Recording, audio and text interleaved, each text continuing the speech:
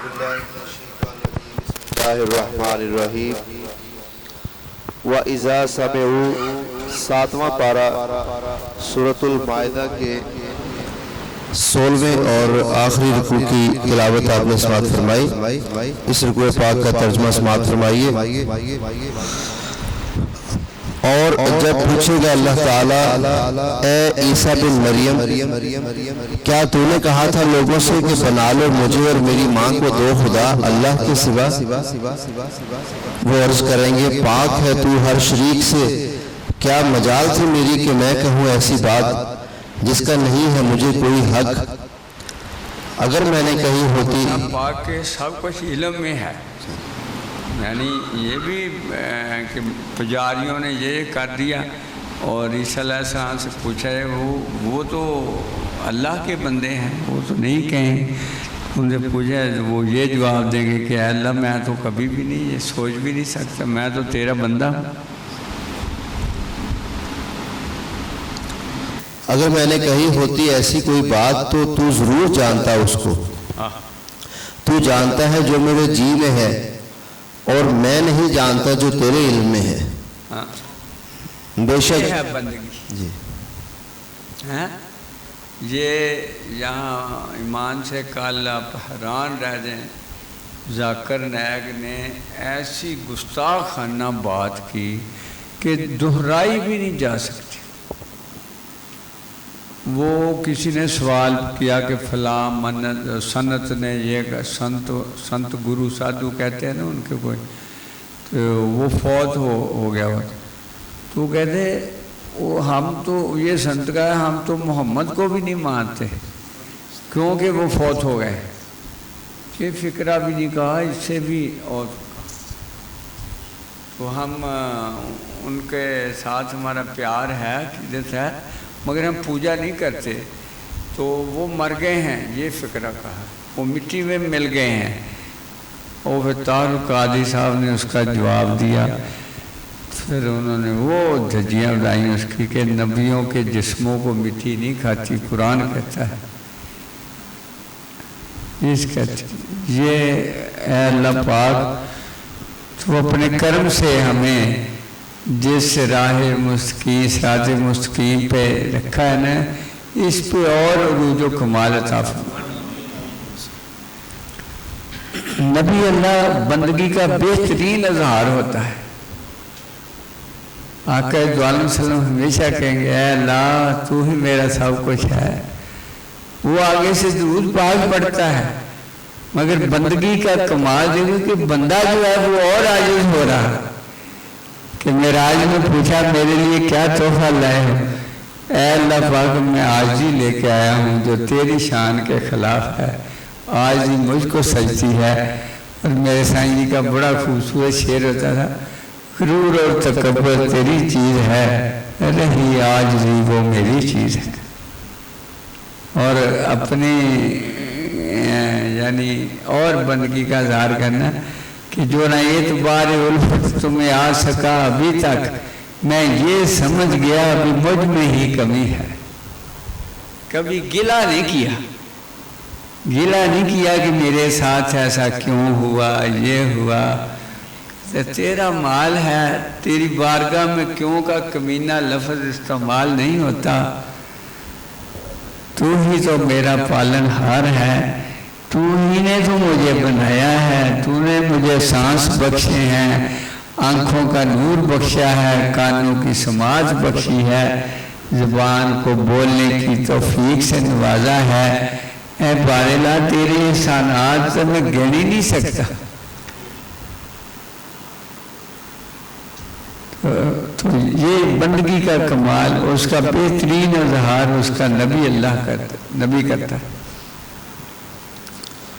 بے شک تو ہی خوب جاننے والا ہے تمام غیبوں کا، نہیں کہا میں نے انہیں مگر وہی کچھ جس کا تو نے حکم دیا مجھے کہ عبادت کرو اللہ کی جو میرا بھی پروردگار ہے اور تمہارا بھی پروردگار ہے۔ اور تھا میں کہتا ہوں یہ بھی ایک آزمائش تھی کہ جدا گانا طریقے پہ آپ کی تخلیق کی گئی، کہا دیکھوں یہ اس انداز کو بھی میرے سے رکھتے ہیں یا میرے ہی برابر کر دیتے ہیں، وہ جتنا مرضی نزول فرمائے، جتنا مرضی بندے کو شان بلند کر دے، مگر مخلوق خالق نہیں ہو سکتی۔ صحیح ہے؟ دوسرا یہ ہے کہ ہمارا مقصود حیات، ہمارا سب کچھ، ہماری منزل اللہ پاک ہے، اس کی رضا ہے، وہ ہمارا محبوب حقیقی ہے، اس تک پہنچنا ہر بندے کا مقصد حیات ہے، اس کو ٹارگٹ کر کے اس کی برابری کرنی۔ کوئی تو محبوب کے کتے کے پیر چومتا ہے، مجنوں تو جو ہے تو وہ کتے کے پاؤں چومتا ہے، تو اللہ کی برابری کرے۔ محبت ہے جو بچا کے رکھتی ہے۔ علم گمراہ کر سکتا ہے مگر محبت جو ہے وہ بچا کے رکھتی ہے، وہ محبوب کی برابری نہیں کرنے دیتی، وہ عجز کا اظہار کرتی ہے، بندگی کا اظہار کرتی ہے، کر کے بھی کہتی ہے کیا نہیں کہ جا سکا تیرے معیار کے مطابق، ساری رات جاگن دن اوگن ہار کھاون۔ قرآن پاک بھی کہتا ہے، وہ آیت پاک ہے، یہ اللہ والے ہیں جو نیچے نیچے چلتے ہیں نگاہیں کر کے زمین پہ، اور اگر انہیں کوئی بے خبر مل جائے اور ان سے جھگڑا کرے تو کہتے کالو سلام، تو اسے کہتے جا تیرا بھلا ہو۔ بے خبر ہے، اس کو کوئی اس کے ساتھ جھگڑا نہیں کرتے، کہتے جا تیرا بھلا ہو، اللہ تیرا بھلا کرے، یہ تجھے باخبر کر دے۔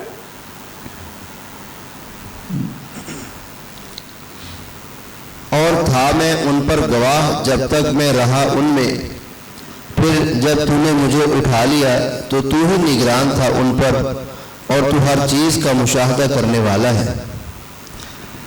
یقیناً کہ میں ذمہ دار ہوں جب تک میں ان کے اوپر نگران بنایا گیا، جب مجھے تو نے اپنی حکمت اعلیٰ کے تحت اٹھا لیا، پھر اے اللہ پاک تجھے پتہ ہے انہوں نے کیا کچھ کیا، میرے بس میں ہوتا تو میں کبھی نہ کرنے دیتا، کہ میں تو مبعوث ہی اس لیے کیا گیا تھا کہ تیری بندگی کرواؤں، تجھے منواؤں رب کے طور پہ، تو انہوں نے بعد میں میرے یہ اپنے یہ بڑے جھگڑے چلے تھے، بڑی بڑی کانفرنس ہوتی تھی، یہ جو استنبول ہے نا، یہ کیسا تو نہیں ہے، یہ مرکز ہوتا تھا عیسائیت کا، یہ یعنی جیسے ہمارا کعبۃ اللہ ہے نا، تو ان کا روم بھی ہے لیکن یہ قسطنطنیہ مرکز تھا ان کا، بڑے بڑے ان کے راہب پادری جو وہ یہاں رہتے تھے۔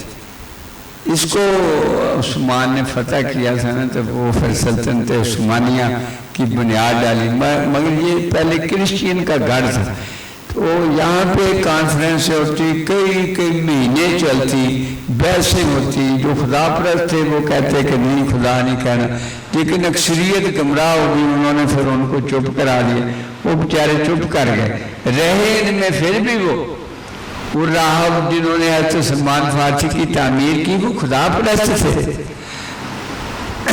وہ تین خداؤں کو نہیں ماننے والے تھے، تو وہ اس طرح ان میں کچھ رہے لوگ، اب تو بالکل ہی ختم ہو گئے ہیں، اب تو سارے کے سارے تین خداؤں والے ہیں۔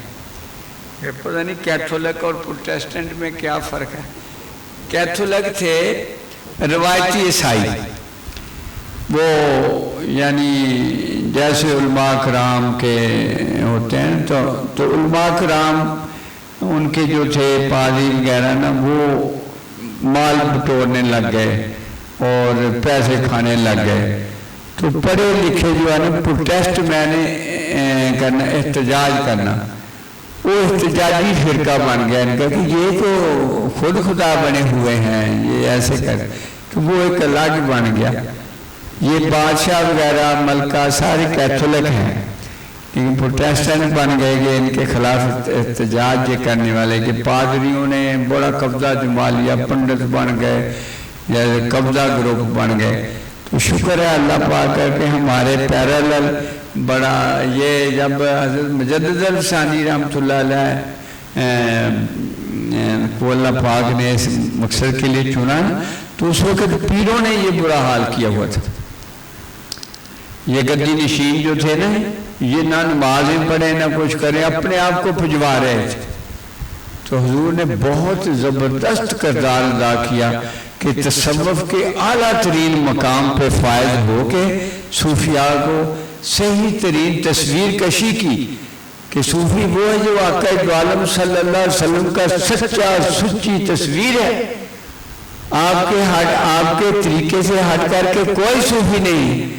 آپ نے بیک وقت الحادیوں سے جہاد کیا اور بیک وقت ان راہب طریقے پہ چلنے والے صوفی جو صاحبزادے خدا بنے بیٹھے تھے اپنے آپ کو سجدے کروا رہے تھے.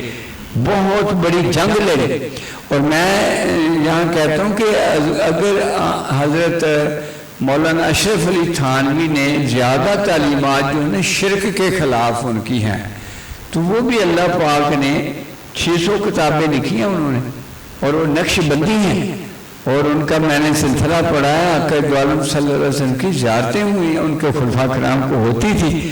تو وہ اگر شرک کے خلاف تھے تو یہ جو مسلم سوسائٹی ہندوؤں میں گھل مل کے شرک کے کام کر رہی تھی ان سے بچانا مقصد. وہ یعنی یہ پیرا دتا نام نہیں رکھنے دیتے تھے تو یہ کوئی غلطی تو نہیں تھی. ہاں یہ نام لگاتے ہیں ان کے کہ جی وہ انہوں نے آقا صلی اللہ علیہ وسلم کے بارے میں یہ کہا وہ کہا. میں کہ یہ نہیں, انہوں نے کہا تھا کہ کیا شعر لکھا تھا ادھر بار میں نے قسم بقبلہ روئے تو یا رسول اللہ رواست سجدہ بسوئے تو یا رسول اللہ. اگر وہ پھر گئے تھے. میں کہا اللہ والا نہیں پھرتا, اللہ والا نہیں پھرتا کبھی بھی. جس کو اللہ پاک نے یہ ہدایت دی ہو نا وہ نہیں پھرتا. یہ آپ کا عشقیہ لیول کا مقام تھا کہ آپ دیکھو اس انتہا پہ قسم با قبلہ روئے تو یا رسول اللہ, یا رسول اللہ وسلم آپ کا چہرہ ہی حقیقت میں قبلہ ہے اور سجدہ آپ کی طرفین جائز ہے. اس کو یہ کہیں وہ اشرفی کہندہ بیوقوف ہے نا جی, جس کا یہ ارشاد اس کو اس کی شان میں گستاخی کرنی چاہیے. وہ اور باتیں نا کوئی پتہ نہیں کہاں سے لکھ دی انہوں نے. میرے لیے زیادہ تو احتیاط یہی برتی ہے.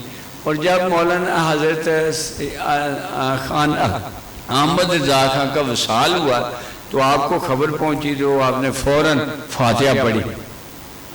تو لکھ لکھ کے نا آپ کی آنکھیں جو تھی نا یہ ایسے مل گئی ہوئی تھی. لکھتے بہت, جہاں بیٹھ کے لکھتے تھے وہاں 1 فٹ 1.5 فٹ گڑا پڑ گیا ہوا تھا. 600 کتابیں لکھی تھی. تو یہ ایسے بندے کو ریجیکٹ نہیں کرنا چاہیے تھا. تو وہ انہوں نے فاتحہ پڑھی. لوگوں نے کہا کہ وہ آپ کو کافر کہتا ہے اور آپ فاتحہ پڑھیں. کہتی وہ محبت کا پرستار ہے, وہ عاشق ہے اور میں عالم ہوں. اگر وہ مجھے کافر نہ کہتا تو وہ خود کافر ہو جاتا. میں نے علم کی حدود کا خیال رکھا, میں نے شریعت پاک کا خیال ہے. مگر عاشق جو ہوتا ہے نا وہ صرف اپنے محبوب کا ہی خیال کرتا ہے. بتاؤ یار ایسا بندہ جو ہے غلط ہو سکتا ہے. خیز احمد رضا خان کا مجھے کافر کہنا عین صحیح ہے. اگر وہ مجھے کافر نہ کہتے وہ کافر ہو جاتے. میں نے آقا صلی اللہ علیہ وسلم کی شریعت کی حدود میں تعریف کیا. عاشق نے وہ کی ہے جو عشق کر سکتا ہے. لہذا اگر وہ مجھے کافر نہ کہتے تو وہ خود کافر ہو جاتا. ڈیوٹی ہوگی نا, رول ہوگا بس. مگر علم جو ہے یہ پھر کاج روی بخشتا ہے, یہ براڈنیس نہیں لاتا, احترام نہیں چھوڑنا چاہیے تھا ایسی ہستی کا. مجھے اوائے ملتان سے وہ فراڈیوں کا گروہ ان کے شیخوں کے تو کہتے لو صوفی صاحب تو مولانا اشرف علی تھانوی کو رحمت اللہ علیہ کہتے ہیں. میں کہا ہاں میں آپ بھی کہتا ہوں. وہ تو نقش بندی فقیر ہے.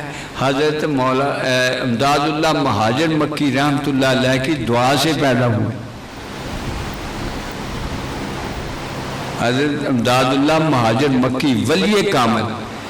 اور انہوں نے پھر کرامات میں لکھا ہے کہ ایک دن حضرت امداد اللہ مہاجر مکی بیٹھے تھے مریدوں میں تو اچانک اٹھ کے اندر چلے گئے. جب واپس آئے تو آپ کے کپڑے گیلے اور ان میں سے سمندر کے پانی کی بو آئی.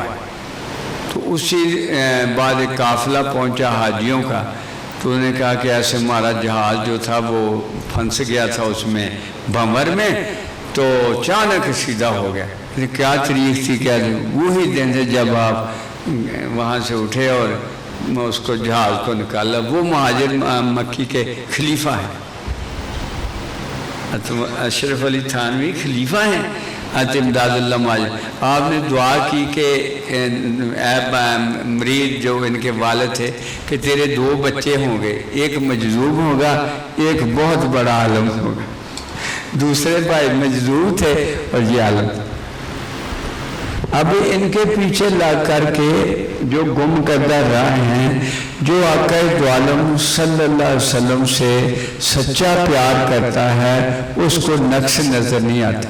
اور مولانا اشرف علی تھانوی نے نقص تلاش نہیں کیے. انہیں یہ کہ علم غیب جو ہے اللہ کی ملکیت ہے, مگر جتنا قرآن خود کہتا ہے جتنا میں کسی کو دینا چاہوں. اور محبت یہ کہتی ہے کہ جب اللہ نے اپنا محبوب بنا لیا تو پیچھے کچھ نہیں رہے. حضرت احمد رضا خان یہ کہتے ہیں, اور وہ قرآن کے مطابق کہتے ہیں مگر جتنا اللہ نے دے دیا. ٹھیک ہے نا, محبت کی اپروچ اور ہوتی ہے اور علم کی اپروچ اور ہے. تو یہ یعنی آقا دو عالم صلی اللہ علیہ وسلم اس کا اظہار بھی کر دیا کہ منبر پہ چڑھ گیا, پوچھو آج ازل سے ابد تک کا جو سوال پوچھنا ہے پوچھ لو. صحیح ہے نا. تو یہ انہوں نے ان کی اپنی حدود و قیود ہوں گی, ان کو اپنی ان میں رہ کے بات کرنی ہوگی.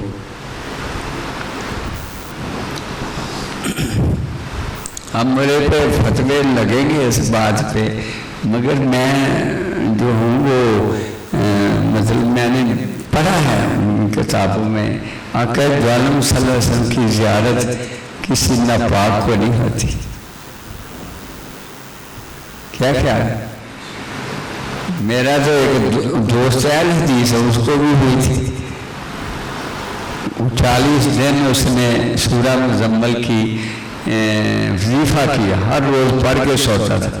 40 میں زیارت اس لیے کرنی تھی کہ آقا دو عالم صلی اللہ علیہ وسلم کی داڑھی مبارک دیکھنی ہے کہ ہماری یہ وابیوں کی صحیح ہے کہ وہ. تو آقا دو عالم صلی اللہ علیہ وسلم کی داڑھی مبارک کہتے وہ سنوں جیسی تھی. اور انہوں نے کہا کہ اے شفیع تم اپنی داڑھی صحیح کر.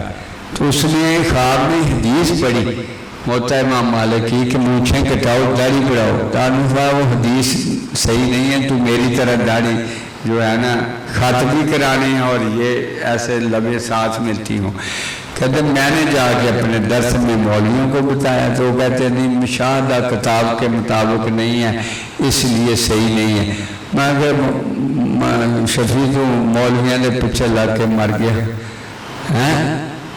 کبھی آقا پاک کی زیارت کسی غیر کو بھی وہ کوئی اور روپ بھی ہوتا ہے جو آپ زیارت کرا کے کہتے ہیں حدیث صحیح نہیں ہے. یہ کیا لگتے ہیں حدیث؟ ایسے داتا صاحب کی کتاب میں جو حدیث لکھی ہے نا, محکمہ اوقاف نے ان پہ عالم بٹھا دیے کہ انہیں حدیثوں کی تخریج کہ دیکھو یہ کہاں سے کیسے ہیں. تو میں نے وہ پڑھی, انہوں کبھی کہتے ہیں یہ الفاظ نہیں ہیں وہ الفاظ نہیں.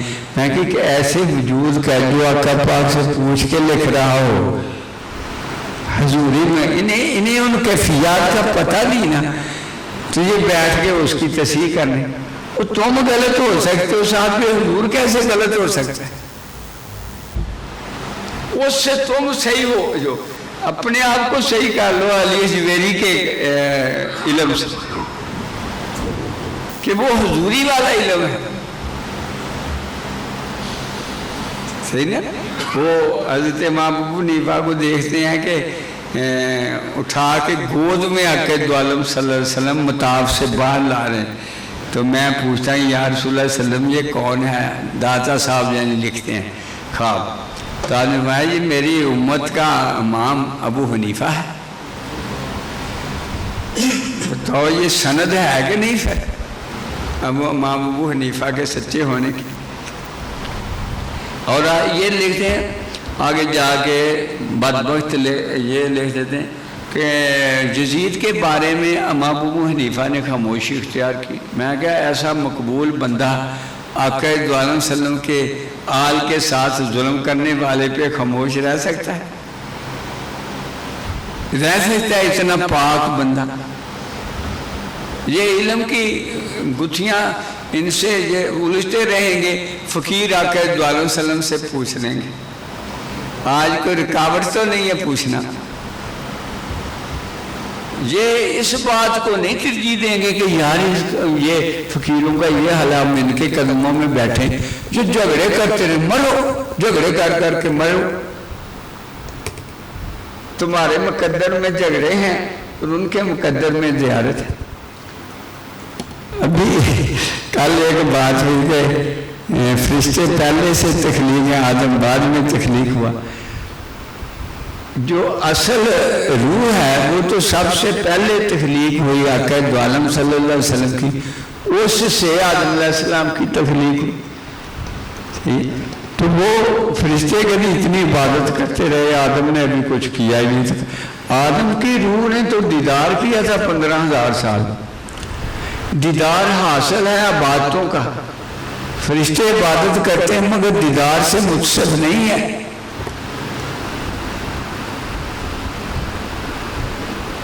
دیدار تو ان کے بس میں نہیں ہے نا، وہ تو سدرۃ المنتہا سے آگے جاتے ہی نہیں. وہ ایک روحانی مقام ہے جس سے آگے صرف آقا دو عالم صلی اللہ علیہ وسلم جاتے ہیں یا آپ کے غلام جاتے ہیں. یہ اس پہ بھی شاید فتویٰ لگ جائے کہ بھی غلام نہیں، غلام بھی جاتے ہیں. تو وہ جو ہے دین عبادت دیدار کے لیے کی جاتی ہے. دیدار ہو رہا ہو تو عبادت ساقط ہو جاتی ہے، کیونکہ وہ حاصل ہے اس کا کہ ناداں گر گئے سجدوں میں جب وقت قیام آیا. حضور قبلہ سے ارشادات فرما رہے ہیں 2:30-3 بجے جلسہ ہونے کے بعد، محفل ہونے کے بعد ایک بندہ اٹھ کے تہجد پڑھنے چلا گیا.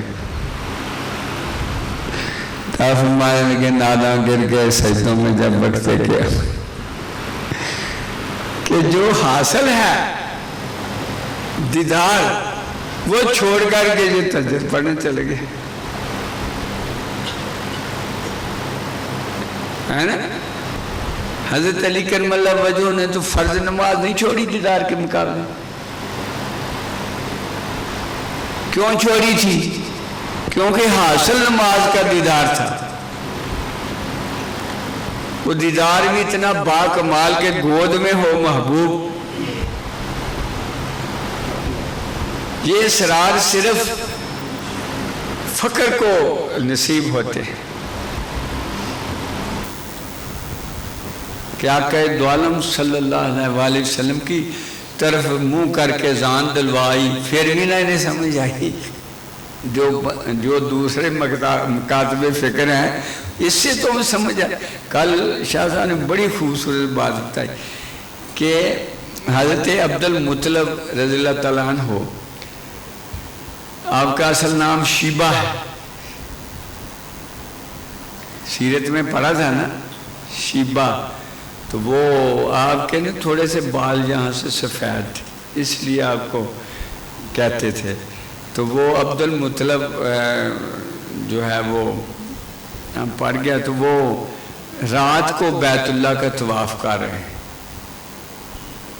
کوئی کہے نا کہ وہ تو ایمان والے نہیں، وہ تو ایمان جو جس نے بخشا ہے نا اس کے بزرگوار ہیں، اور ان کے حلب پاک سے ہی آقا دو عالم صلی اللہ علیہ وسلم کا نور پاک آیا ہے. تو سارا خاندان آدم علیہ السلام تک جو بھی آپ کا خاندان پاک ہے. آپ نے کہا میں پاک نفسوں سے آیا ہوں. وہ پاک تھی. تو بات کیا کر رہے تھے؟ ہاں، وہ کر رہے ہیں طواف. تو اچانک جو ہے نا باب السلام، اس کا نام پہلے باب شیبہ تھا کہ ادھر حضرت عبد المطلب کا گھر ہے، وہ نا کعبۃ اللہ نا ادھر کو جھک جائے پھر کھڑا ہو جائے، جھک جائے پھر کھڑا ہو جائے، جھک جائے پھر 3 راتیں ایسے رقص کرتا رہا بیت اللہ۔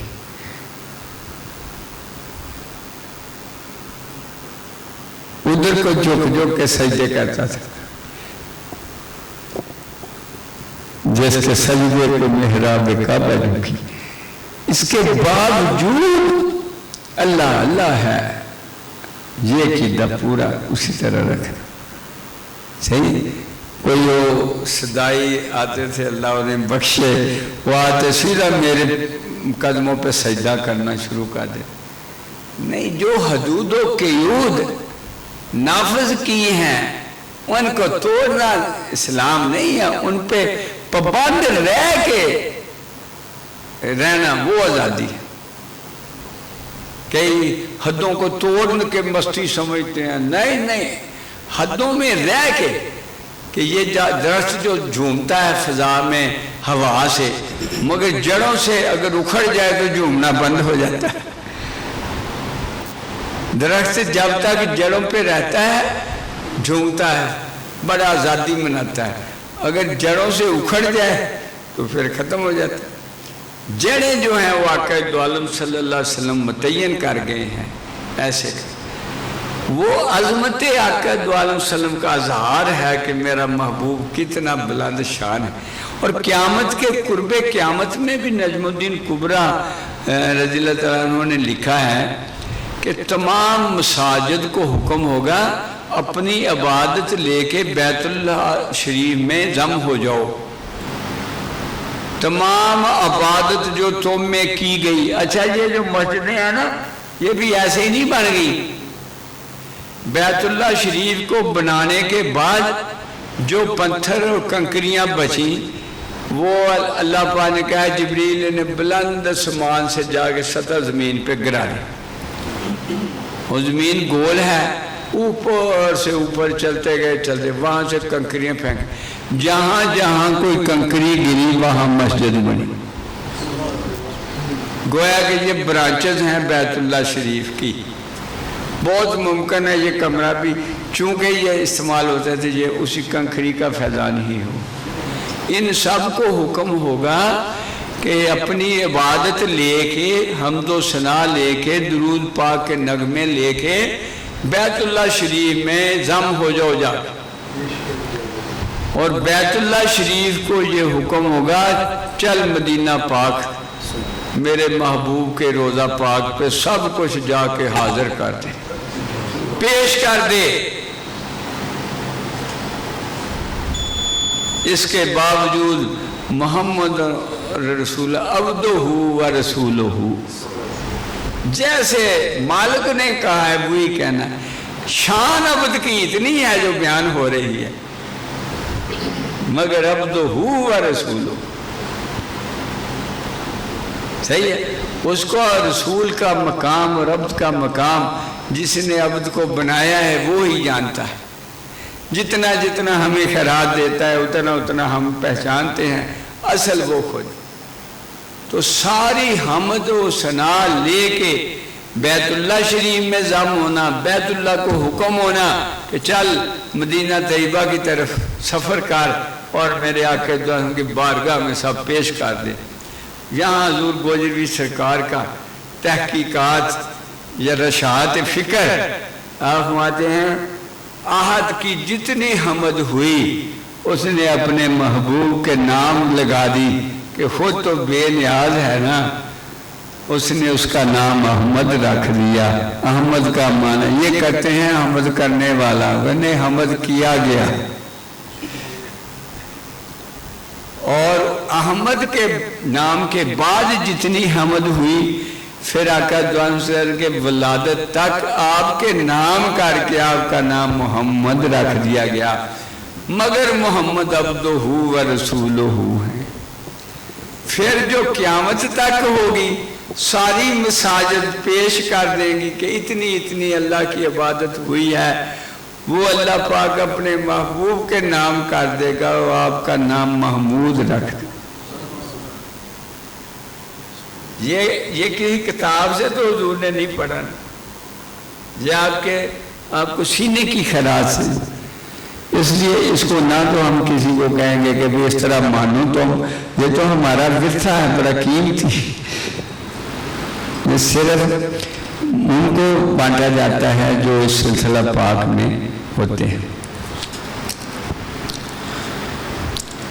اگر تو عذاب دے انہیں تو وہ بندے ہیں تیرے، اور اگر تو بخش دے ان کو تو بلا شبہ تو ہی سب پر غالب ہے، بڑا دانا ہے۔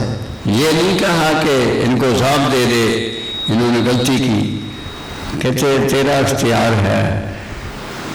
اندازہ کرو یہ نبوت کا مقام ہے کہ ایسا جواب دینا کہ بخشنا تو تو بخشنہار ہے، تجھے کوئی پوچھنے والا ہی نہیں، عذاب دینا چاہے تو تجھے وہ بھی کوئی پوچھنے والا نہیں ہے نا۔ ایسا نہیں کہ بندہ ہوتا ہے تو بس ان کو پھینک دے تو وقت میں اللہ پاک آگے میرا کام ہے تو چپ کر، تو وہ کہا کہ چاہے بخش دے بخشنا ہے، تو عذاب دینا تو عذاب دے، تیری مرضی ہے، تیری بادشاہت ہے، تیرا ہی کلی اختیار ہے۔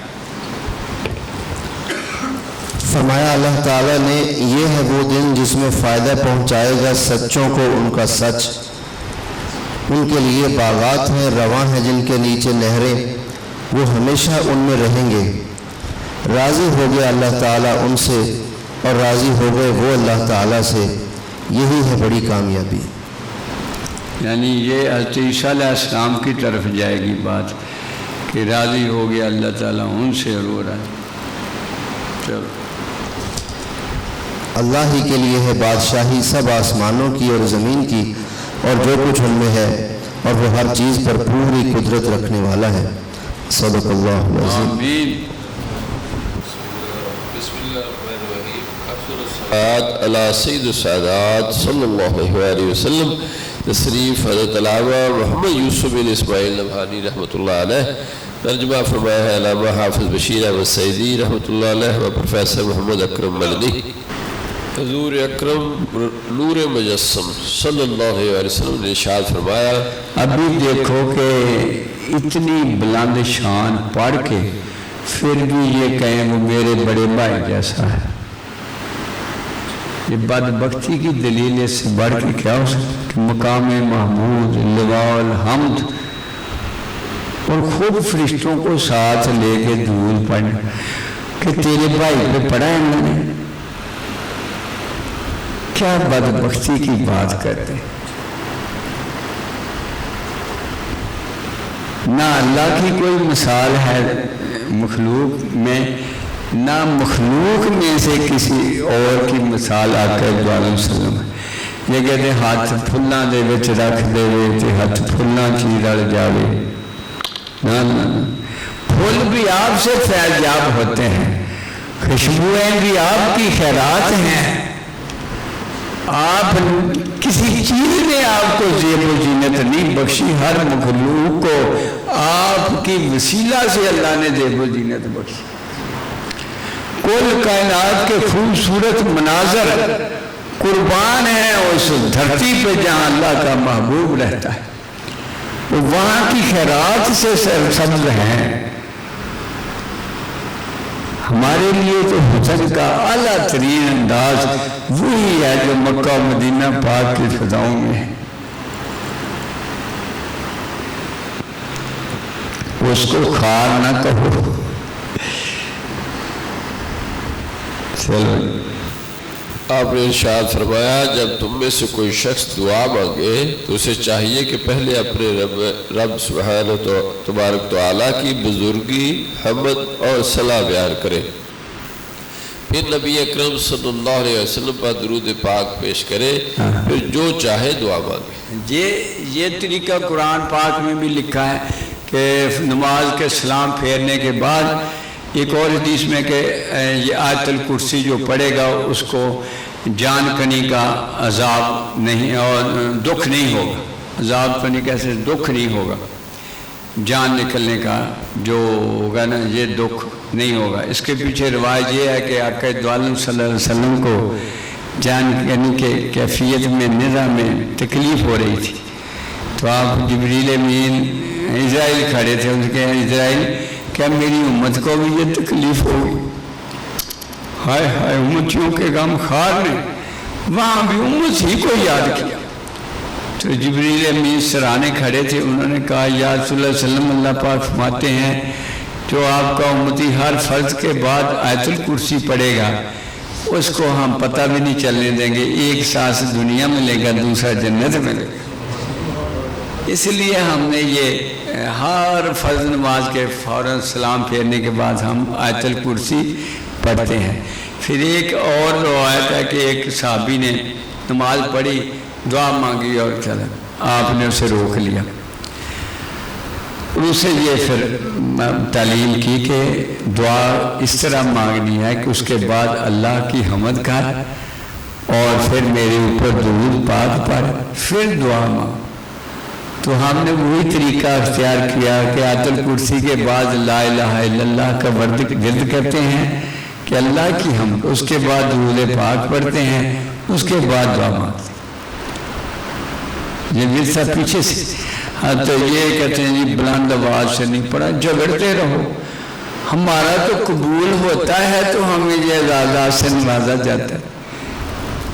اگر ہمارا کوئی عمل غیر مقبول ہو تو جو اعزازات ہمیں ملتے ہیں وہ تو کوئی تصور بھی نہیں کر سکتا, یہ سوچ بھی نہیں سکتے کہ کیا کیا ہوتے ہیں. تو وہ ہو سکتے ہیں کسی غلط بندے کو نہیں, وہ قبول ہوتے ہیں کیونکہ قبولوں کی وہ سنت ہے, مقبولوں کی سنت ہے. اس لیے وہ جاری تو کیے تھے اس کی سنت کے طور پہ, مگر یہ بھی پہنچا دیا وہاں جہاں مقبول پہنچے تھے. حقیقت جانو, جو حقیقی مقام ہے امتی کا اس کی شناسائی علم کے تصورات میں ہی نہیں ہے. یہ اگر اپنی ایک واردات بتا دے سارا عالم علم فنا ہو جائے. وہ تو چھپ چھپا کے عالم فاضل لنگن نہ دے, جو لنگیا سو چوری ہو, ایک بھی نہ برداشت کرے. ایک حالانکہ بھی وہ انعام ہے, انعام کا اظہار کرنا. آپ بھی ان کے پاس بیٹھو اس انعام سے بہرہ بر ہو. اب ضد ہیں کہ نہیں یہ ہو ہی نہیں سکتا تو آپ کو اللہ پاک کیوں دے گا. زید والا تو نہیں لے سکتا, تسلیم والے کو مل جائے رو رو کے, وہ بھی رو رو کے پچھلی رات کی سالوں کی وہ صبح گاہی اس کا حاصل ہوتا ہے. ہماری منزل ہے آقا دو عالم صلی اللہ علیہ وسلم کی بارگاہ تک دائمی حضوری. ہماری منزل ہے اللہ پاک کی بارگاہ میں حضوری. یہ سارے عالم جنت کے طالب ہوتے ہیں. گو جنت کی تعریف یہ ہے کہ وہاں آقا دو عالم صلی اللہ علیہ وسلم کی زیارت ہوگی اور اللہ کی دیدار ہوگا, ہے یہ. مگر ہم پہلے ہی دیدار کا رکھیں, جنت کا نہ رکھیں. اس میں تو حور و گلمہ بھی ہیں, یہ بھی ہیں. ہمارا ٹارگٹ فقر کا جو ہوتا ہے وہ منزل جو ہے وہ دیدار الہی. یہ مجھے ایک عالم کہنے لگا لا تدرک الابصار, کوئی آنکھ اللہ کا ادراک نہیں کر سکتی. میں کیا وہ آنکھ کا آنا, وہ آنکھ کا استعمال کیا کہ انسان جو ادراک کا معنی دیدار تھوڑا ہوتا ہے. ادراک کوئی کر ہی نہیں سکتا کہ اللہ کون ہے, کہاں سے آیا, کب بنا, کیا ہوا, کیسے بنا. یہ تو کوئی کر ہی نہیں سکتا مخلوق میں سے. تو یہ دیدار تو نہیں ہے نا. یہ قرآن سے ثابت کرو پھر کہ کیسے دیدار جو ہے. قرآن جس نے سمجھایا ہے اس نے کہا ہے من رأیت ربی فی احسن صورتہ, ہے نا. اور ہمیں کہاں کا الصلاۃ معراج المومنین, نماز مومنوں کی معراج ہے. یہ جس نے قرآن جس پہ نازل ہوا ہے اس نے اس خیرات سے ہمیں خیرات بانٹی، اور معراج میں دیدار الہی ہی آخری مقام تھا۔ اب یہ کہیں کہ کیسے ہوا، یہ کسی کو کوئی بیان نہیں کر سکتا، صرف جس کو یہ حاصل ہو وہ آپس میں بات کر سکتے ہیں، صحیح ہے نا؟ دوسرے بندے کو کوئی سمجھ ہی نہیں اس سے یہ بیان ہی نہیں کیا جانا چاہیے، نہ اس خاصاں دی گل ہم آگے کدے روا نہیں کرنی کہ وہ اس میں ابھی صلاحیت نہیں ہوتی ہے کہ وہ پک کر سکے، صحیح؟ وہ پھر بکھر جائیں گے۔ ان کو پہلے یہ منازل طے کرواؤ، فقر کی واردات کی منازل طے کرتے کرتے ان کا ظرف جب اس حال پہ پہنچے گا پھر خود ہی مان جائیں گے کہ نہیں، جب امتی کو ہو سکتا ہے تو پھر اس کو کون ہو سکتا ہے۔ کل بڑے زور شور سے وہ جسے دیکھا نہیں جا سکتا، جس کا ہائے میں کہوں جس کا دیکھا جانا ہی منزل ہے، فینما تولوا فثم وجہ اللہ، جدھر دیکھو میرا ہی چہرہ ہے۔ وہ حجابات نفس اٹھیں تو تمہیں وہ دیکھیں، حقیقت کائنات نظر آئے۔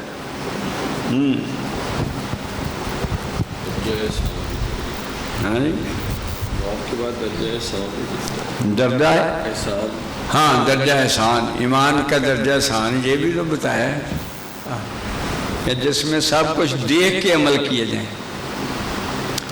اللہم صلی اللہ سیدنا و سندنا و مولانا محمد آل محمد بارک ربنا ظلمنا انفسنا و لم تغفر لنا و ترحمنا لنكونن من الخاسرین۔ صلی اللہ تعالی خیر خلق لا الہ الا اللہ۔